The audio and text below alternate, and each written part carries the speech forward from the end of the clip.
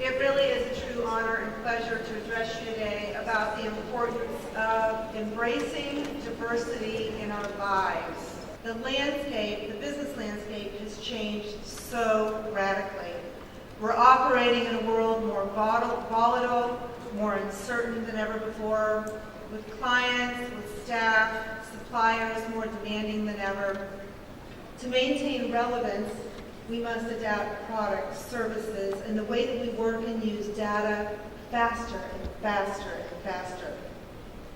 The fourth industrial revolution is ushering with it a golden era of creativity, a time when it is up to us to turn these breakthrough advancements into amazing new ways to improve life.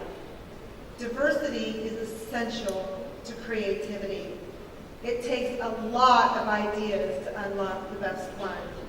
But diversity in and of itself is not the ultimate goal.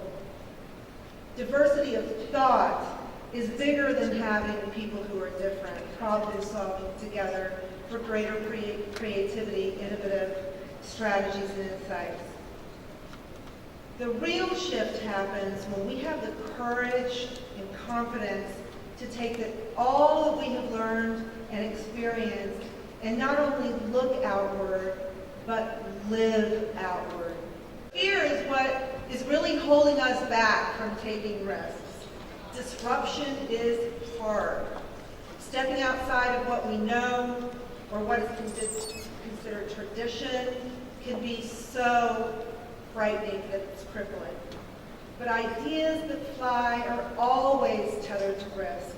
You're never too old or too young or too anything to reinvent yourself or to make an impact on the world in a different way. Alert to trends, spotting contradictions, injustices, gaps, and needs in society, and figuring out creative ways to answer them.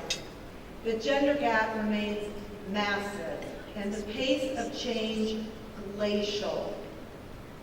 In Hong Kong, a representation of women on boards of its leading companies on the Hang Seng rose over only 1.4% to a mere 13.8% last year.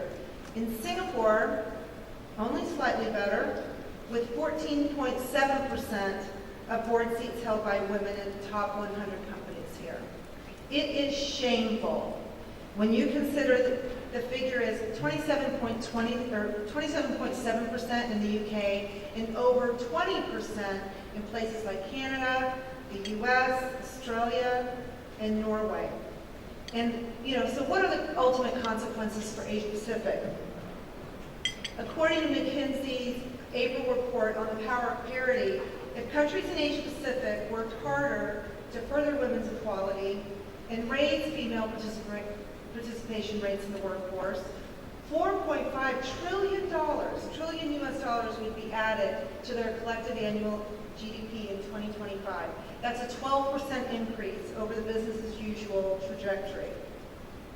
There is still so much work left to do here in Asia, in our region.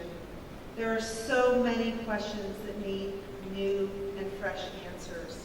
And the companies here today are already making enormous strides with partnerships and initiatives to improve society and create shared value that makes a material difference in our communities and our business. We can and we must continue to do more with creativity that comes from diverse thinking and diversity in our lives. So here is Living on the Edge for inspiration. Thank you.